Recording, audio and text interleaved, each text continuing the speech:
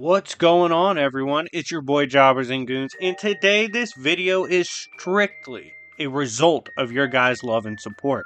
We dropped a Saiyan vs. Viltrumite vs. Kryptonian video. You guys smashed the like button for similar content to it, so we're bringing today a 10-story chapter in which we discuss and break down what would happen if Son Goku were to land on Asgard instead of Earth.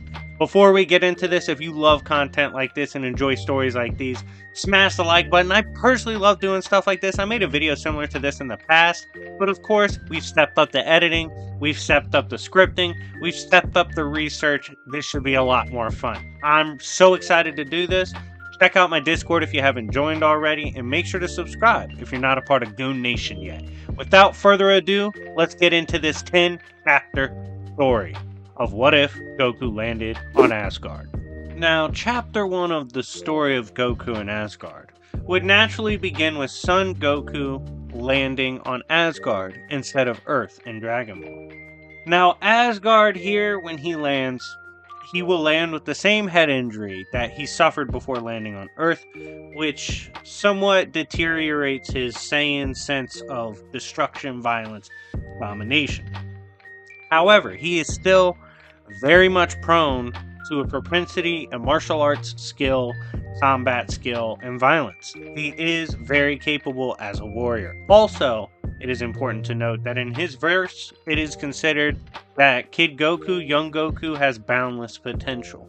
So, for him to be of such extreme latent potential and his efficiency with learning combat, as evidenced when he was a kid in his own verse, Goku would grow up among the soldiers and ancient warriors of Asgard and find himself absolutely enthralled in the culture, allowing himself to grow up in a, quite frankly, location well suited to help him reach full potential. While in Chapter 2 we find ourselves monitoring the growth and brilliance of Goku, who no doubt will be sent out on small excursions and adventures throughout the universe with his brothers, as he has been adopted into the family. And he will find himself prospering quite well as a fighter, doing quite well alongside Thor and Loki. And this is when Loki will begin taking note of this young Son Goku. You see, Goku comes with a lot of positives, very little cons for Loki in this situation. Goku is kind, but he's also kind of dumb, especially in terms of comparison to the likes of Loki.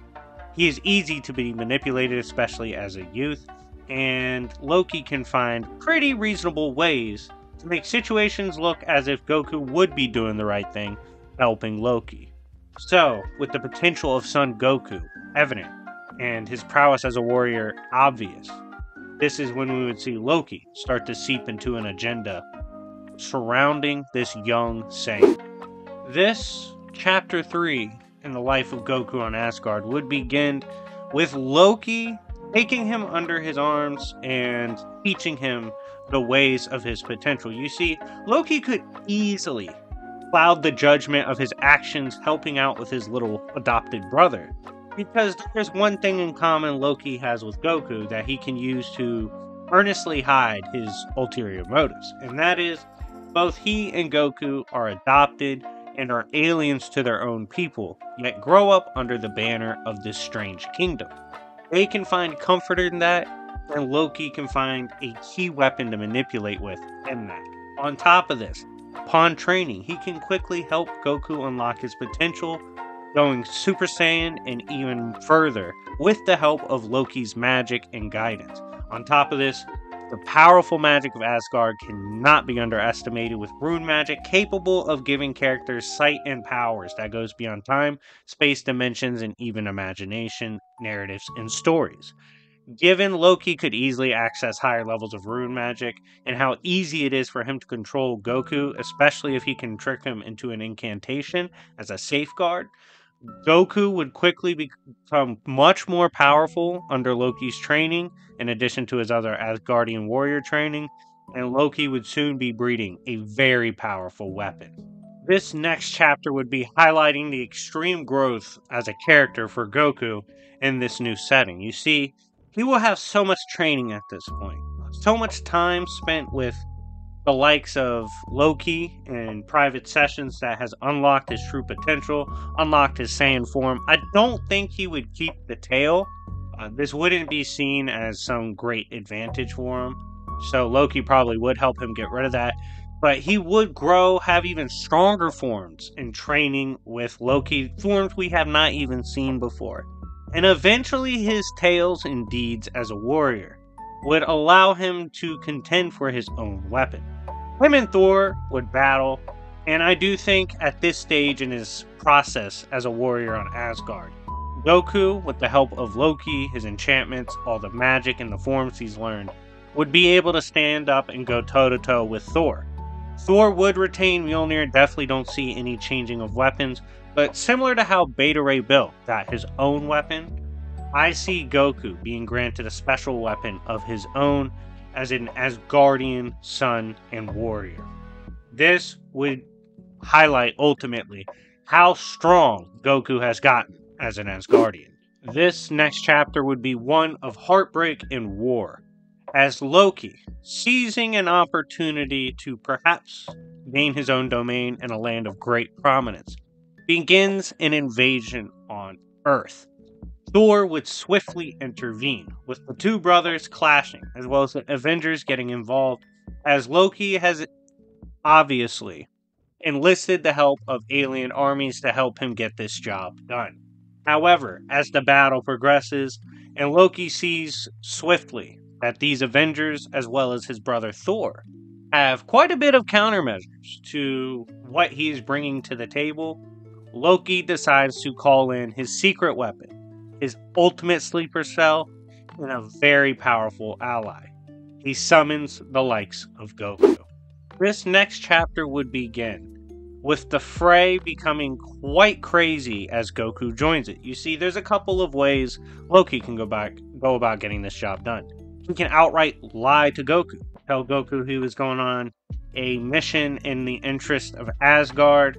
He was taking down evil people on Earth and helping free that planet. Thor came down to intervene because Thor is greedy and wants land for himself. Plenty of stories he can twist for his favorite brother to listen to.